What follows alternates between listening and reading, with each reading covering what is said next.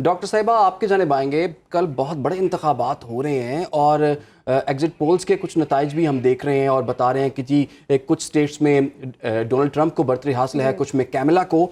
तो आपकी नज़र में अगर आप एनालिसिस करें तो आपको इन दोनों में से कौन उम्मीदवार ज़्यादा मजबूत नजर आता है? देखिए जी, मैं इस तौर देख रही हूँ कि जो तमाम लोग हैं वो इस इलेक्शन के हवाले से दो बातें कहते हैं। एक ये कि ये अमेरिका के इंतहाई अनप्रिडिक्टेबल इलेक्शंस हैं, और दूसरा ये कि ये अमेरिका के इंतहाई कॉन्सिक्वेंशियल इलेक्शंस हैं।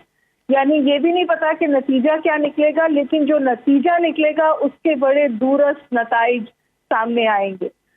नेक टू नेक हैं दोनों कैंडिडेट। बहुत सारे लोग कह रहे हैं कि शायद ट्रंप इस दफा जीत जाएं, लेकिन Kamala Harris has worked very hard और वो आखिर तक बहुत क्रिटिकल इश्यूज पे कैंपेन भी कर रही हैं। और अगर हम पिछली जो ट्रंप की कैंपेन थी उसको देखें तो आखिरी लम्हे तक लोगों का ख्याल था कि हिलरी जीतेंगी, एंड देन जाहिर है कि ट्रंप चले गए व्हाइट हाउस। लेकिन उससे भी जो बड़ी और अहम बात है वो ये है कि देखना है कि अमेरिका क्या इतना मैच्योर हो गया है कि वो एक कलर्ड औरत को व्हाइट हाउस में ले जाएगा। और उससे भी बड़ी बात जिसका खदशा बहुत लोगों को है वो ये कि जब इलेक्शंस हो जाएंगे तो रिजल्ट की एक्सेप्टेबिलिटी क्या होगी। क्योंकि जब पहली दफा ट्रंप जीते थे तो सब अच्छा था, जब ट्रंप हारे थे तो आपको कैपिटल हिल के मंजर याद होंगे, और अभी भी वो हिंट करते हैं अपनी स्पीचेस में इस बात की तरफ कि शायद उनको जीतने ना दिया जाए। तो सवाल ये है कि जो वो ये कहते हैं तो क्या कमाला हैरिस को डीप स्टेट की बैकिंग हासिल है और वो चेंज के कैंडिडेट हैं। कमाला हैरिस बात करती है अमेरिका के ग्लोबल रोल की, और ट्रंप बात करते हैं मेकिंग अमेरिका ग्रेट की, बट मोर इनवर्ड लुकिंग, और वो मईशत पर बहुत तो बहुत ही अनप्रेडिक्टेबल से ये इलेक्शंस होने जा रहे हैं। जहांगीर साहब, आपकी जानिब आऊंगी। आपको क्या लगता है इन दोनों के सियासी बयानिए को देखकर, और क्या लग रहा है स्विंग स्टेट्स इस बार किसका इंतखाब करेंगी, क्या इम्कानात हैं? जी बहुत शुक्रिया। दरअसल बात यह है कि ये अमेरिकी तारीख के बहुत क्रिटिकल इंतखाबात होने जा रहे हैं, और जहाँ पर डोनाल्ड ट्रंप जो है ये एक दफ़ा डेमोक्रेट से हारने के बाद इनको दोबारा नामजद किया गया। और ये डोनाल्ड ट्रंप जो है एक हिसाब से तारीख भी रकम करना जा रहे हैं कि ये पहले रिपब्लिकन सदर बनेंगे अगर ये इंतखाबात जीत गए, कि एक दफा ये सदर बने, उसके बाद ये दोबारा एक दफा इंतखाब हारे और अब दोबारा ये इनको पार्टी ने नामजद किया है। तो इस वक्त जो सिचुएशन है यहाँ पर अमेरिका के अंदर ज्यादातर स्विंग स्टेट जो 7 जो स्टेट्स हैं उसके अंदर 90 वोट्स जो है वो इलेक्टोरल कॉलेज वोट जो है वो बहुत अहमियत रखती हैं। लेकिन इसके साथ साथ अगर आप ओवरऑल आप देखें तो अमेरिका के अंदर 7 स्विंग स्टेट के अलावा भी जो अमेरिका की दूसरी स्टेट्स हैं उसके अंदर भी वोट्स जो हैं बहुत अहमियत रखते हैं। और इस वक्त डोनाल्ड ट्रंप और कमाला हैरिस के दरमियान जो मुकाबला वो तकरीबन 49-49 का है, और जिसे कह लें कि 50-50 जो वोट है। और इसमें आखिरी वक्त तक कुछ प्रिडिक्ट नहीं किया जा सकता कि कौन बनेगा अमेरिका का सदर।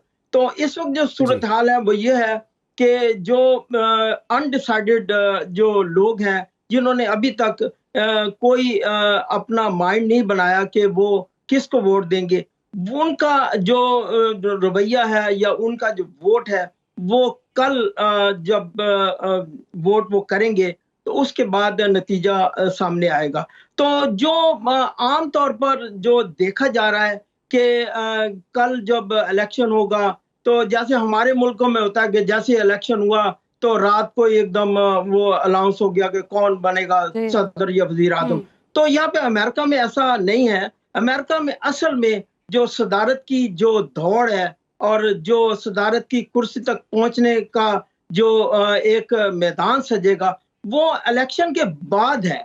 हुमा बकाई साहिबा आपकी जानिब आना चाहूँगी, आपको क्या लगता है कि इस जो सदर इंतखाब होगा जिसका, उसका आलमी सियासत पर क्या असरात होंगे? ख़ास तौर पे गज़ा पे आप कैसे देखती हैं, क्या असरात हो सकते हैं जिस पर सारी दुनिया जो है वो दुखी है?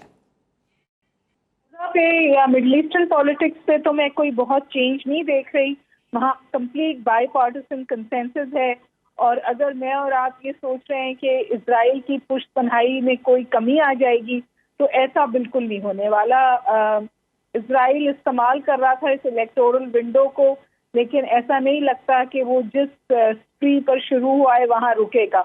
जो बहुत वाज़े असर आएगा बैनुल-अक़वामी सियासत पर, वो है यूरोप और नाटो, क्योंकि उसके हवाले से ट्रंप की और कमाला की जो पॉलिसीज हैं वो बिल्कुल ऑपोजिट हैं।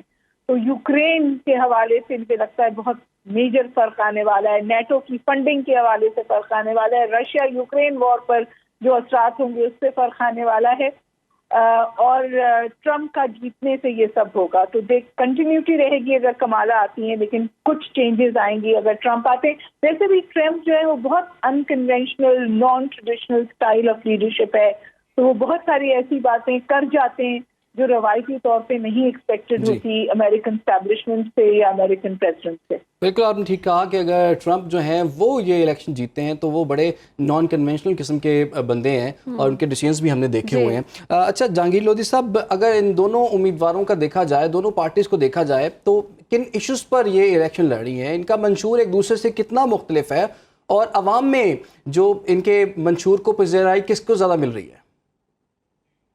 लेकिन दरअसल जो अगर कमाला हैरिस और डोनाल्ड ट्रंप का अगर तजिया किया जाए, तो डोनाल्ड ट्रंप जो है वो डोमेस्टिक लेवल के ऊपर डोनाल्ड ट्रंप काफ़ी अग्रेसिव है। ख़ास तौर पर लातिनो वोट जो है उनके वोट जो है डोनाल्ड ट्रंप को काफ़ी डैमेज करेंगे, क्योंकि डोनाल्ड ट्रंप डे फर्स्ट से जो है वो अपनी पॉलिसी के अंदर बहुत अग्रेसिव अपना स्टैंड लिए हुए हैं। वो कहते हैं कि जितने भी इलीगल इमिग्रेंट्स हैं और उनको मैं फौरी तौर पर अरेस्ट करके उनको डिपोर्ट करूंगा।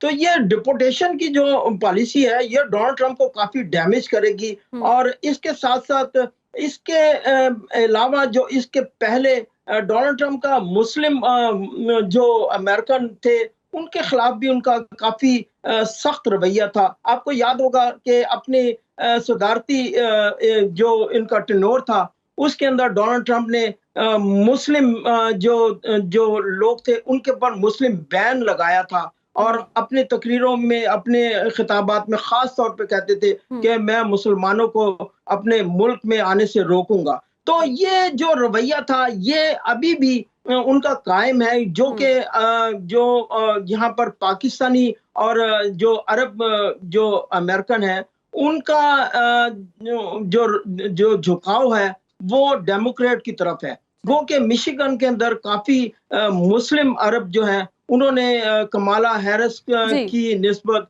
डोनाल्ड ट्रंप को सपोर्ट तो डोनाल्ड ट्रंप का अभी भी अग्रेसिव रवैया बरकरार है। हुमा बकाई साहिबा, आपकी जानिब आऊंगी। कहा जाता है कि रिपब्लिकन्स रिवायती तौर पर पाकिस्तान और डेमोक्रेट भारत की तरफ झुकाव रखते हैं, तो आपको क्या लगता है ये रिवायत बरकरार रहेगी आगे भी? कुछ सदाकत है जो हिस्टोरिकली स्पीकिंग रिपब्लिकन्स के साथ पाकिस्तान और पाकिस्तान की क़यादत ज़्यादा कंफर्टेबल रही है, और जब डेमोक्रेट्स हैं उन्होंने डिस्टेंस करने की कोशिश की और इंतहाई ज़रूरत के तहत आके पाकिस्तान के साथ जुड़े हैं। लेकिन इस वक्त सूरत हाल कुछ मखदूश है, क्योंकि जो डेमोक्रेट्स इस वक्त हुकूमत में हैं उन्होंने सीरियस सवाल उठाए हैं हमारे इलेक्शंस के हवाले से, और इस वक्त जो इमरान खान साहब पाबंद सलासत हैं उसके हवाले से, और ये ख्याल किया जा रहा है कि ट्रंप अगर आ गए तो इमरान खान साहब को कोई सियासी आसानी भी मिल जाएगी। तो इसलिए मैं समझती हूँ कि इस वक्त की जो हमारी हुकूमत है वो उनकी बेट्स जो हैं वो it's about taking up a lesser evil. दोनों रिपब्लिकन्स के साथ भी मसाइल हैं, डेमोक्रेट्स के साथ भी मसाइल हैं, रिलेशनशिप बहुत कंफर्टेबल जोन में नहीं है। लेकिन इस वक्त मेरा नहीं ख्याल कि हमारी इस्टेब्लिशमेंट और हमारी जो इस वक्त हुकूमत है वो चाहेगी कि ट्रंप आए, क्योंकि वो ट्रंप को इमरान खान से ये कुर्बत को थोड़ी शक की निगाह से देखते हैं। अभी जो उनकी एक रैली थी यूएस में, वहाँ उन्होंने इमरान खान की वीडियो चलाई वहाँ के अमेरिकन पाकिस्तानी वोट को अपने साथ करने के लिए। तो मेरे ख्याल है कि इस वक्त हमारी हुकूमत वक्त तो नहीं चाहेगी कि ट्रंप। ठीक है जी, बहुत बहुत शुक्रिया डॉक्टर हुमा बकाई साहिबा, आपने हमें वक्त दिया। इसके साथ साथ जहांगीर लोधी साहब भी हमारे साथ मौजूद थे न्यूयॉर्क से।